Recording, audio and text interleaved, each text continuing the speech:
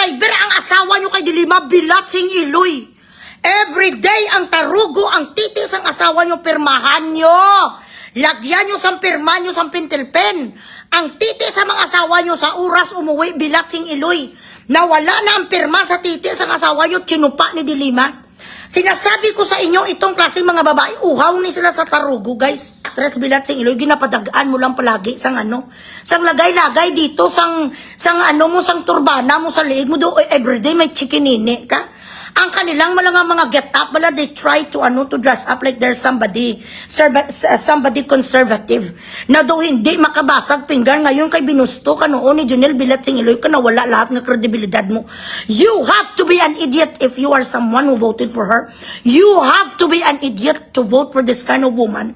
If she could not be trusted with the way her putay, maganong-ganong kiliti ang putaya.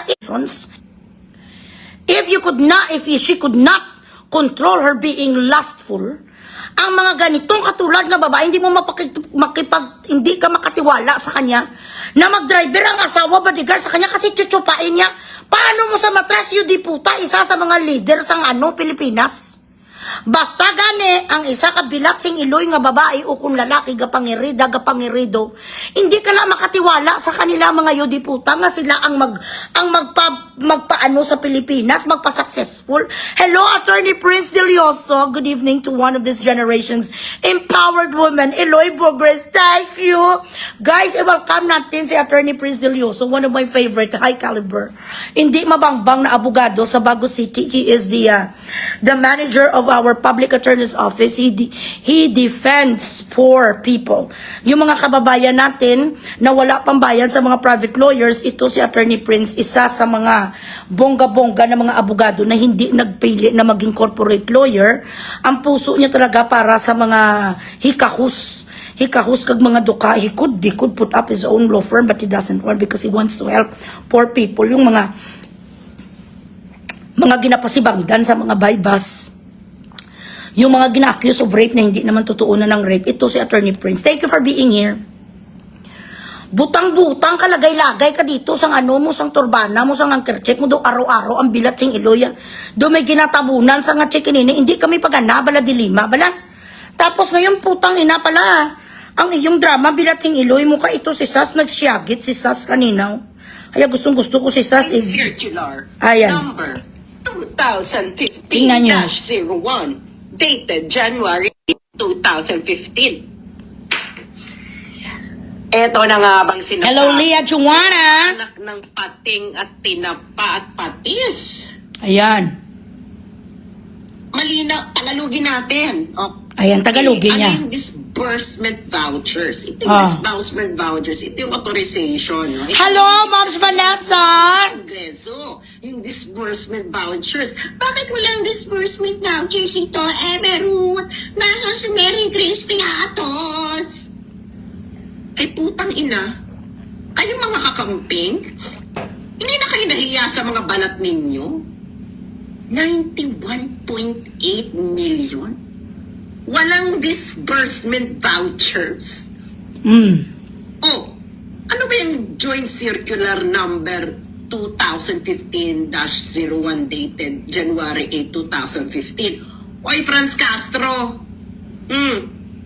Di ba ang hilig mong i-quote yung Joint Circular ng 2015? Emerald na na-violate. Hindi na-violate. Na-violate ang Joint Circular Number 2015-01. O ito, sabi na ng OWA. Violation daw ito ng Section 6.1.8.4 ng Joint Circular Number 2015-01. Bakit hindi ka nagsasalita? Franz Castro, kayo sa Makabayan Black. Ayan. Alam ko kasi kung matindi kayo. Ayan, ganon. Ganon yun. Ang Bilatsing Iloy nyo, circular chururot. Joint circular chururot has been violated with the Bilatsing Iloy, Charito Sules. Yon ang mga drama sa mga iyodiputa nila. Tapos ang ending sa mga sapat, sila naman pala ang mga numero 1 ka mga patay huya.